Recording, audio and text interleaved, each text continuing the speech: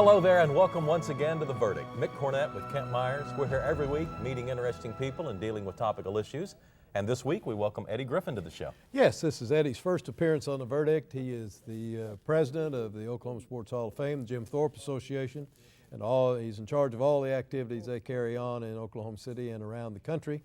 Very well known around the country for running a quality operation. We haven't had Eddie on before, but we're really pleased he'd join us today. Jim Thorpe Award goes annually to the top defensive back in the country. Of course, that receives a lot of national publicity for our state. And then the Oklahoma Sports Hall of Fame has turned into one of the premier sports Hall of Fames across the country. I mean, of course, we got a lot to work with. Well, we do indeed, but it's a magnificent building, and it's been put together in a way that is very visitor-friendly, and I can see why it's very popular. And Eddie Griffin is the man right now at the Oklahoma Sports Hall of Fame. He's today's guest on The Verdict. We'll be right back.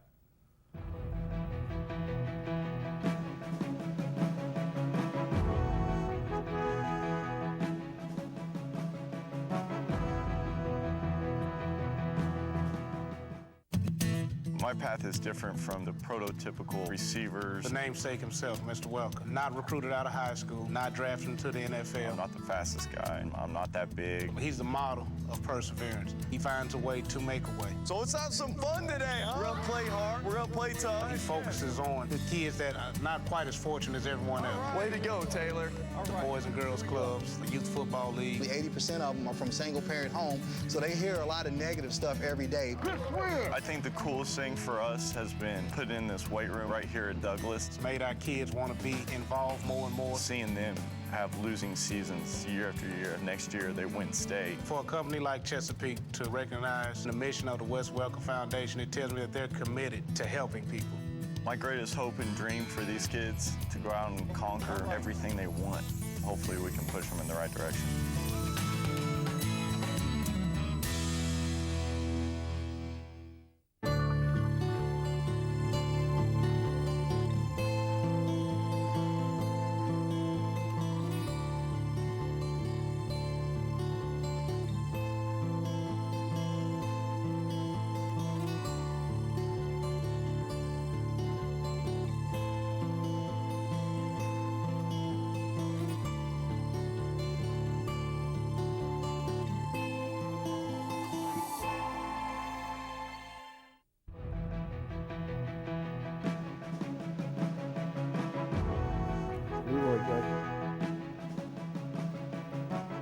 Welcome back to the set of The Verdict. Mick Cornett with Kent Myers. And Kent's going to introduce today's guest. Today, as we indicated in the opening segment, we're really pleased to have Eddie Griffin join us. Eddie is the president of the Jim Thorpe Association and, of course, runs the Oklahoma Hall of Fame as a outshoot of that. He has an outstanding background as a wrestling coach, both high school and collegiately. He started out his high school coaching duties at Ardmore High School, then went to Del City, then to UCO, and then ultimately to Clemson University. He has coached 11 national champions and 30 NCAA and NAIA All-Americans. He is a member of the National Wrestling Hall of Fame. He's well qualified to run our organization here in Oklahoma City. This is his first visit to The Verdict. We're sure glad to have you. Thank you for having me. Yeah, it's our pleasure. You know, before we get in, there is, in the last few weeks, kind of breaking information internationally on wrestling, with the IOC at least threatening to remove it from the list of Olympic events in 2020, not the next Olympic Games, but the one after that. That can't be helping the sport and the attention it gets. Yeah, it's really disappointing for the sport and people around. I've talked to a lot of people around, and that's an executive committee that made that decision. My understanding, talking to guys from Colorado Springs and other places around, is that committee's making that recommendation. But on that committee, there didn't seem to be any wrestling background or from any country that had a substantial wrestling program, from the United States or Russia or Japan or even Iran. So there's some countries around the world that really have great wrestling programs that are going to pull together and see if they can't get another decision made. All I know about is what I've observed through the media, but I've always had the impression that wrestling, frankly, was one of the premier sports in the Olympic Games, with the countries that you mentioned always having good showings and having some really exciting competition. I'm really surprised that with the have an inclination to do that. Yeah, well, I am too, and I know the wrestling world is really taken by surprise, but I know they're all pulling together to try to get the executive or get the Olympic Committee to make a different decision. But wrestling, you know, is the oldest sport. You know, then you start the track and field events or running and stuff. But even back in the early days of the Olympiads in Greece or Rome, wrestling was a premier sport. So. I'm not a wrestler, I am a native Oklahoman, and I have an impression that Oklahoma as a state has probably, if not the best, among the best heritage for wrestling championships and performance of any state in the Union. And of course we have the National Wrestling Hall of Fame, I guess. Yes. What accounts for Oklahoma's premier history in wrestling? I think just the culture of wrestling, the way it developed over all the years from the University of Oklahoma to Oklahoma State and then Central Oklahoma wrestling. But high school coaches were really, really professional in the early days, built a lot of great programs. I think just the culture, the hard work, and I think wrestling lends itself a lot to helping schools and school kids. And I think the more kids you can get involved in sports, and wrestling's one, it doesn't matter what size you are, how big you are, how fast you are, everybody can wrestle. Yeah. And if a kid has a little success and gets dedicated to wrestling, maybe we keep them off the street and get them going in the right direction instead of doing something that they shouldn't. Well, let's talk about the Oklahoma Sports Hall of Fame. You are running the organization now. Its headquarters are on North Lincoln, just north of the Capitol in Oklahoma City. Yeah, we're at 4040 North Lincoln, just about a mile north of the state capitol, and 40,000 square foot building. And we're only about 3 years old that we've been open, so a lot of great things are happening there, and it just seems to be, you know, Dan Bourne was by this morning and went through a little excursion through it, but it just seems to continue to grow. We've got 30,000 or so artifacts, and the rotation of the museum galleries are really good. And our museum director, Justin Lenhart, has done a great job of putting the displays together and making it really an educational process as you go through from start to finish, from the video shows that we have to all the displays, to the Hall of Fame displays, to anything you want to see about Oklahoma is there.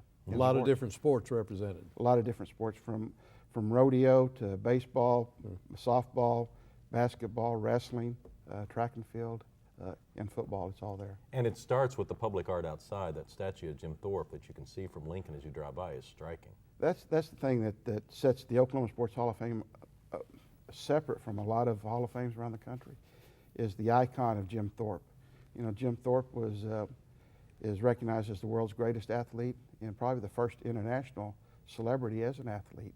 And so with all those kind of things that have happened, and the King of Sweden saying, "Sir, you're the world's greatest athlete," all those kind of things kind of stick. And you know what? He's from Oklahoma, and that's what we're proud of. So. How many different athletes, just approximately, have been inducted into the Oklahoma Sports Hall of Fame? We have 139 right now at this point. How many do you take in a given year, usually? Well, there's been some discussion on that. Usually anywhere from 3 to 6. And this coming August, we have some individuals going in that are really, really striking with what their contributions are to sports and athletics and the recognition that they have for the state of Oklahoma. Let me ask you a question that doesn't have, it's just curiosity only. Let's say that an athlete is from Ohio, comes to the University of Oklahoma or Oklahoma State University, excels, leaves, does things that warrant recognition, but is not an Oklahoman. Can that person be inducted? Yeah, I can answer that question because we dealt with that in the very early days, and I thought it best to phrase it broadly, and so each individual elector could draw their own conclusions. But we tried to weigh it equally on contributions to athletics, could be coaching, could be and tied to the state of Oklahoma on an equal basis. And so, you know, so what you're asking is, well, a guy like Barry Sanders, he grows up in Kansas. All right. He's at Oklahoma State for 3 years, performs at the highest level on the highest marquee sport we had to offer, and then leaves again. And although he comes back a lot, he's never established residence in Oklahoma. He's not really an Oklahoman today. But gosh, who wants to keep Barry Sanders out of the Oklahoma Sports Hall of Fame? Who could more represent, you know, a lot of the ideals that we hold dear in sports than Barry Sanders? So he's in. And then there are other people who competed in other places and moved here after they were almost finished. Warren Spahn is a great example of that. He coached in Tulsa a little bit, but he's in because he was, perhaps the greatest left-handed pitcher in history. Hartshorn. He kind of retired in the state of Oklahoma. And this year, Nadia Comaneci is being inducted. And a perfect example of someone who adopted Oklahoma as their home, but what she's done, I think to raise the popularity of her sport in her post-competitive days and bring a lot of gymnastics events to Oklahoma, kind of puts her in kind of a special position. And of course her husband is in for his collegiate and international success as well. So there's no set formula, but the better you do, the more status you're going to acquire, and the closer you're tied to the state of Oklahoma, the more you're likely to be inducted. Well, when did the Sports Hall of Fame get organized and get up and running? And when was it formed? Yeah, it was formed in... Because you were involved in it. I was in the early days. It was formed in 84, 85, and then the first banquet, I guess, was 86. Is that right? 86, yeah. Yeah, and immediately was able to garner the attention of both Tulsa and Oklahoma City's establishment. Let's do something together. Let's do something that the entire state can be proud of. And we get quite a bit of contributions from the state of Tulsa and opinions about who should go in, as you can imagine. I can. Yeah. Yes, we do. And that's what I like to say too, is that we're the Oklahoma Sports Hall of Fame. And even though we're located by the Capitol, it's the Oklahoma Sports Hall of Fame, and have a lot of great people inducted from all over the state. So. What about your visitors? They come from all over the state, and I guess well beyond the borders of the state. We do. Our visitation's been really good. As I said a while ago, we have about 30,000 people last year that have gone through the facility, either in the event center or the museum, and I think we've had close to 200 out-of-state visitors that happen just to come by. And again, I think that's really significant because when the Hall of Fame was started in '86 or '87, back in those days, we've never had a place to house and display the memorabilia, the Heisman trophies, the Super Bowl rings, the Olympic gold medals. Now we have a place, and that's only been open for like 3 years. So we're just now kind of moving down the road of people knowing where we're at. What are the hours of the museum? Well, we're closed on Mondays, and then we're open from 10 to 5 on Tuesday through Saturday. I think we're about Let's get to a break. to a break. Eddie Griffin is our guest. We're talking about the Oklahoma Sports Hall of Fame and all the great things it does to highlight athletics in the state of Oklahoma, and we'll be right back.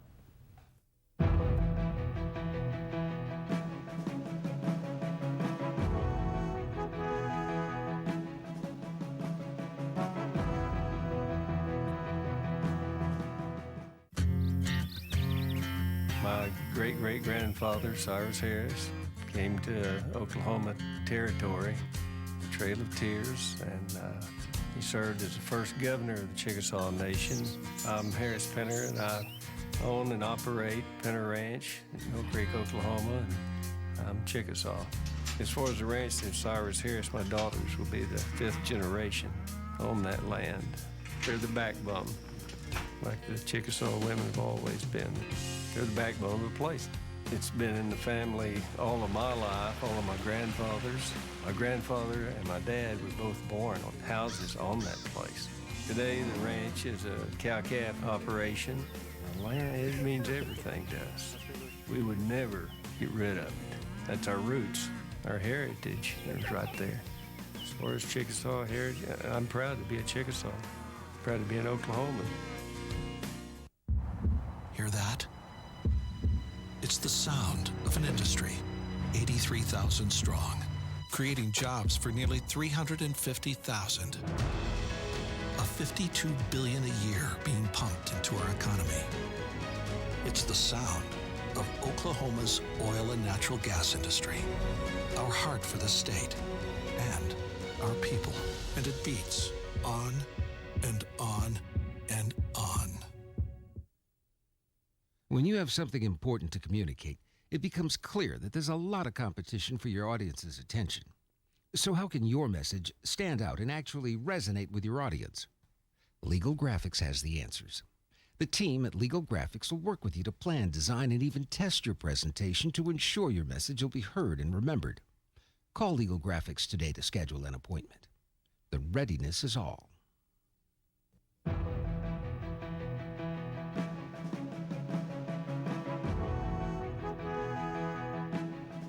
Welcome back to the set of The Verdict. Mick Cornett and Kent Myers. And our guest today is Eddie Griffin. He's the president of the Oklahoma Sports Hall of Fame. A lot of things going on out there. I thought you should talk about not only the facilities and the museum aspect of it, but there's an event center as well that's been very popular. Yeah, Mick, one of the best things that was done is that somebody had the forethought to build an event center. We hold like 650 people. It's a great facility, beautiful facility, overlooks Oklahoma City, and you know, we've had a lot of events there, and it's starting to catch on. We've had wedding receptions, we've had luncheons and dinners and business meetings. One of the things we do there too is our quarterly leadership luncheons. We have about 400 or 500 people every quarter come to a leadership luncheon. We've had speakers like Boone Pickens, Burns Hargis, Tom Osborne, J.C. Watts. One of the best ones was Walt Garrison and Drew Pearson. They were like a comedy stand-up routine, but people didn't want to leave. They were really good. So there's just a lot of activity there. The event center, we partner with a petroleum club as a caterer, and it's just exceptional food. Is it located out near the museum itself? The Petroleum Club? No, the event center. Oh, the event center is actually in the Hall of Fame. In the Hall of Fame. It's on the third floor. Okay. Discuss the future of the Oklahoma Sports Hall of Fame. What are you trying to do next? Well, as always, we want to secure the future. You know, we always want to work with our corporate partners in Oklahoma City, and you know, we have some great corporate partners with Chickasaws and Integris and others. But one thing, we just want to continue to build our programs. And some of the programs, you know, we give several $1,000s a year in scholarships. We've partnered recently with the National Football Foundation to take over the Oklahoma chapter of the National Football Foundation and work with Joe Castiglione and those guys moving this here. So there's a lot of things that we do. There's some things that we have to evaluate, see what's best for the future for us to continue to do. But it's all about education and kids and the history and the legacy and the tradition of Oklahomans. And that's kind of what we like to do is present Oklahoma in a good light in that regard. Now, you've got an interesting program that involves kids, do you not? Well, we do several, but one of them that we like to talk about is the Red Ribbon Drug-Free Initiative. The Jim Thorpe Association and Oklahoma Sports Hall of Fame has conducted that for the last 10 or 12 years. We have around 40 to 50,000 school-age kids in Oklahoma sign pledges to be drug-free every year, and it's a really significant program for us. It's capped off at the state capitol with awards in the essay program and the art fest that we do. You know, we'll have about 125 people come to the capitol for that event, and then it's just a great program to make awareness of what happens with drugs. And I think with our background with sports and athletics, there's not any place for drugs in our venues. Mm-hmm. You have a good relationship with the coaches around the state too. We do. We do. I just talked to Bill Blankenship the other day, and you know, we're going to have the Jim Thorpe Oklahoma Sports Hall of Fame celebrity golf event coming up at Oak Tree here April 29th. And Bill's has called and said he's going to play in it. We're in the process of talking to all of our Hall of Famers and NFL players and having a great event there. Talk about who votes to get somebody to be inducted into the Hall of Fame. Well, the process is we'll take nominations we get those all the time, and as Mick knows, we'll have around 300 every year that are nominated, Yeah. and then the process of narrowing it down to the 20 or 25 that go on the ballot is quite a process. And there's a lot of people that are really deserving that don't make the ballot, but then we'll end up taking the top, you know, 5 or 6 or whatever. But our executive council, the Jim Thorpe Association, we're made up we have a board of directors, and then we have a board of trustees, and then we have an executive council group that has about 150 on it. That's kind of our advisory board. They get the vote, plus media in Oklahoma and others that we determine that might have a little knowledge in sports. So. Yeah, there really is a two-step process as Eddie described. There's one that's kind of an open vote to the people that support the Hall of Fame. In some ways, it can be a popularity contest, but really those people are taking into consideration a lot of pop sports types of opinions. There's others that I'm more involved in, and that's kind of the Veterans Committee, if you will. And so we gather people, who are old enough or knowledgeable enough to remember people who might not win a popularity contest on a ballot. you know, or it might be something so specific that it didn't receive broad appeal. And in some cases, there are posthumous, you know, inductees whose supporters have long gone or are no longer active, you know, in the sports. And so you don't want those people to be disenfranchised from what we're trying to accomplish. And so we really do think that both of them are worthwhile. You need the involvement of the people that support the Hall of Fame, and that's when you get, you know, your NFL people, your Major League Baseball players, and your top college athletes. Those get in there. But if it's a high school coach or perhaps an NAIA coach from the 1940s or 50s, there's not enough general information about those people. They need to begin to a select committee that kind of determines that and sorts it out. And then you try to be fair. You want to make sure each part of the state's represented. You want to make sure that there's men and women. You want to make sure that the big colleges and small schools and big schools. And so you try to weigh all that so that each class is kind of reflective of a broader you know, process. Let me ask the same question about the Jim Thorpe Award to the outstanding defensive back in the country. Who votes on that? Well, we have national media that votes on that, and also our executive council, people that are part of the Jim Thorpe Association. We have a selection committee that goes through the whole process, and it's quite a process from background checks to character. Character is a big part of the deciding factor for selecting the Jim Thorpe Award winner. First of all, you got to be a great player. Yeah. And then we want a man of great character. In the last several years, we've just been really fortunate with the young men that we've selected.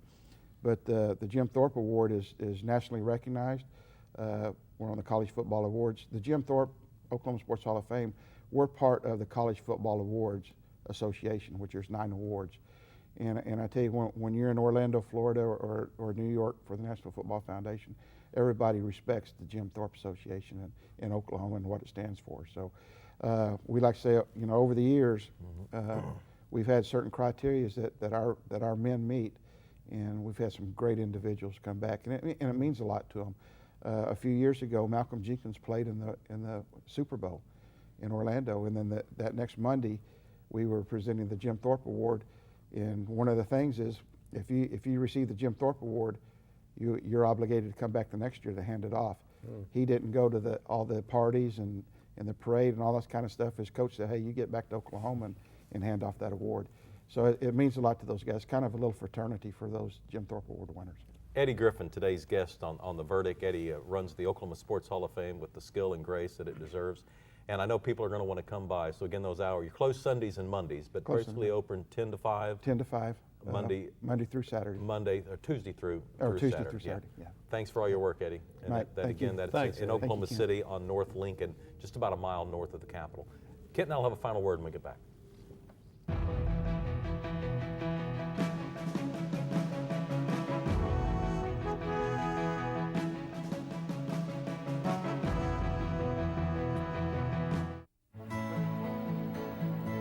The good life comes naturally to Tulsa, where nature's beauty is matched with an eye for aesthetics. A legacy of neighborhoods graced with lawns and landscaping and handsome homes. A place that seems to have patented an ideal lifestyle. Bank First is loyal to the quality of life Tulsa assures its citizens, to the priority placed on education, culture, and growth. Loyal to builders who transform raw land into residential charm. Developers who see opportunity and add vitality to Tulsa's economy. Bank First serves both enterprise and private lives that need a loyal partner. It's how we help nurture this city's very good life. Bank First. Loyal to Oklahoma. Loyal to you. All children deserve a life of hope and love, but sometimes they experience a life of pain, neglect, and abuse. When that happens, each child deserves all the quality assistance and representation that can be offered in our legal system. For more information, call 23-CHILD. Oklahoma Lawyers for Children, helping to bring hope and love back to the lives of abused children. You will always be mom and dad to me. You have children coming from a different lifestyle, different mindset. You have to open your arms and really do what you have to do to have that child become a part of your family. And if it's more patience, that's what you do. Kids got to know they can trust you. And that's what we try to do with these kids. You will always be Mom and Dad to me. The Journal-Record is pleased to be a sponsor of The Verdict. The Journal-Record, since 1903, the best source of Oklahoma business news and legal information. And for almost 30 years, Oklahoma political, government, and business leaders have turned to the McCarville Report for accurate, reliable, inside information. Visit the McCarville Report online.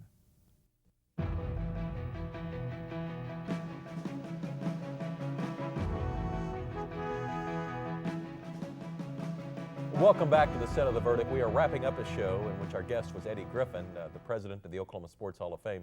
Two real efforts going on out there. First of all, they have a wonderful event center that a lot of people hold events that hold 600 people or less. And then secondly, there's the museum itself. And it's really fun to go back and look at some of the memorabilia of some of those early athletes. And it ranges from small schools to big schools, from amateur to professional to coaches to athletes. And it's interesting to see the one common tie is that they're all Oklahomans. Well, you were involved, were you not, in the kind of the formation of this organization and in the Hall of Fame itself? Yeah, tell us about that. I remember when I first got the idea. I was driving my car. I was coming home from Channel 5, where I was working at the time, and I heard on the radio that Joan Benoit had been elected to the Maine Hall of Fame. And she was an Olympic athlete, and I knew who she was. I thought that was fun. I thought, God, Maine has a sports Hall of Fame, and we don't have one.